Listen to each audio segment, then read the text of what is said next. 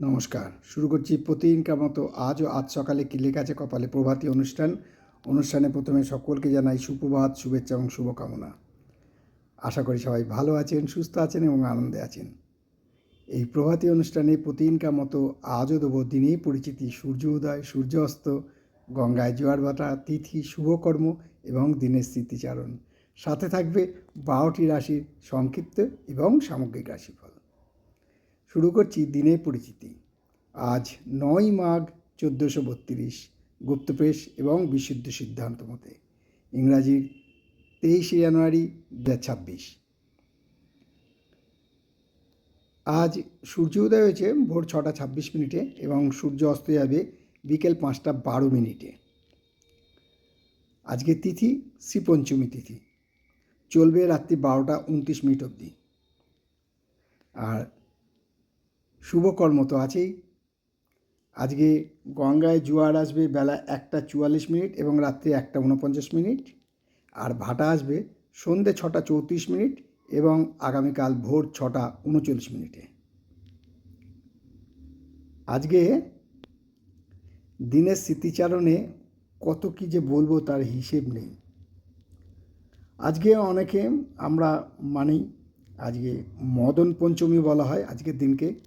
আজ রতি কামদেবের পূজা হয়। আজ সবচেয়ে বড় কথা, আমাদের প্রিয় নেতাজি সুভাষচন্দ্র বোসের জন্মদিন, যিনি দেশের জন্য সারাটা জীবন বিলিয়ে দিয়েছেন। তার কথা যতই বলা যায় ততই কম হয়। তাই তার চরণে শতকোটি প্রণাম দিয়ে শুরু করছি আজকের দিনের স্মৃতিচারণ। নেতাজি সুভাষচন্দ্র বোস জন্মেছিলেন কটকে। তিনি প্রথম থেকেই তার স্বাধীনতার আস্বাদ পাওয়ার জন্যে, অর্থাৎ দেশের স্বাধীনতার আস্বাদ পাওয়ার জন্যে তিনি প্রথম থেকেই কঠোর মনোভাব পোষণ করেছিলেন।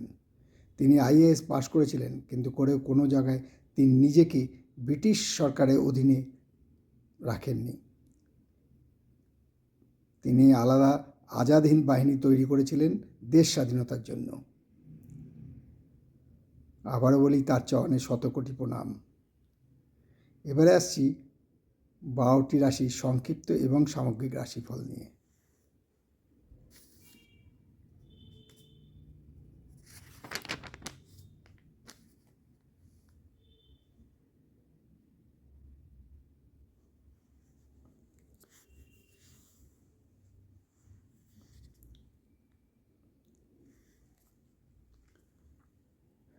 মেষ রাশি জাতকদের বলবো, আজকে বৈষয়িক বা সম্পত্তিগত ব্যাপারে লাভবান হবেন।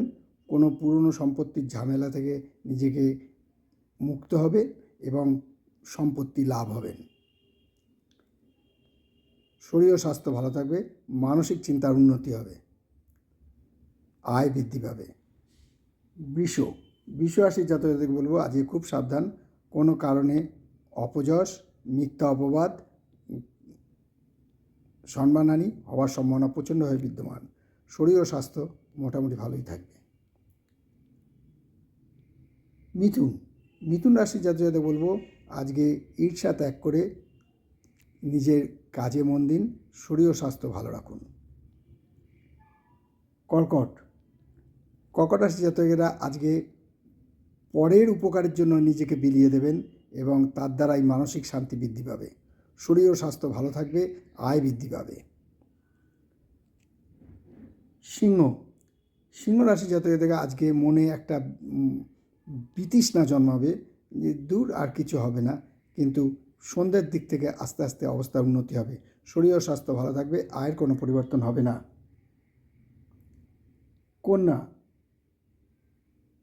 কন্যা রাশির জাতকদের বলবো, যাদের আর্থ্রাইটিস, রিউম্যাটিক আর্থ্রাইটিস আছে তারা খুব সাবধান। আজকে বাতজ বেদনায় কষ্ট পাবেন। শরীর স্বাস্থ্য বললাম যে বাতজ বেদনায় কষ্ট পাবেন, আয় বৃদ্ধি পাবে, মানসিক চিন্তা দূর হবে।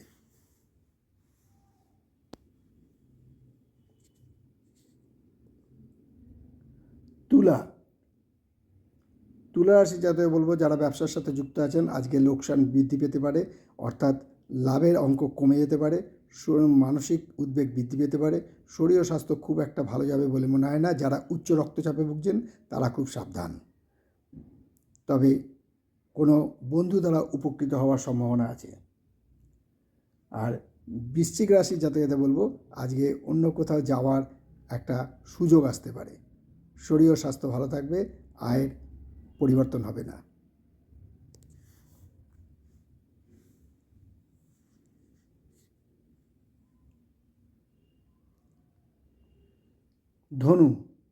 ধনুরাশির জাতকদের বলবো,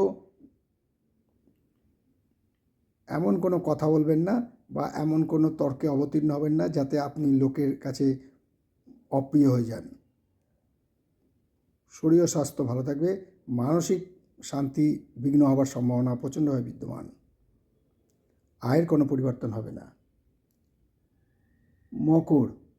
মকর রাশি জাতকদের বলবো, অতি চালাকের গলায় দড়ি, সেই কপটতা ছাড়ুন, ঝেড়ে না হলে কিন্তু বিপদ হওয়ার সম্ভাবনা আছে।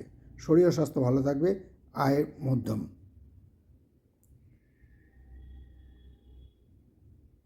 কুম্ভ রাশির জাতকদের বলবো, আজকে কারো কাছ থেকে সাহায্য পেতে পারেন, অর্থাৎ সহায়তা পেতে পারেন, ফলে ব্যবসা কর্মক্ষেত্রে উন্নতির যোগ আছে। শরীর ও স্বাস্থ্য ভালো থাকবে, আয় বৃদ্ধি পাবে। আর সর্বশেষ রাশি মীন রাশি জাতকদের বলবো, আজকে শরীর স্বাস্থ্য খুব একটা ভালো যাবে না। জ্বর হতে পারে, গা হাত পা ব্যথা হতে, অর্থাৎ ইনফেকশন জাতীয় একটা কিছু রোগ হতে পারে। খুব সাবধান, শরীর ও স্বাস্থ্য মোটামুটি যাবে। এই হলো 12টি রাশি নিয়ে আজ সকালে কী লেখা আছে কপালে অনুষ্ঠানে 12টি রাশি সংক্ষিপ্ত এবং সামগ্রিক রাশিফল, কারোর ব্যক্তিগত জন্মসময় জন্মস্থান নিয়ে নয়।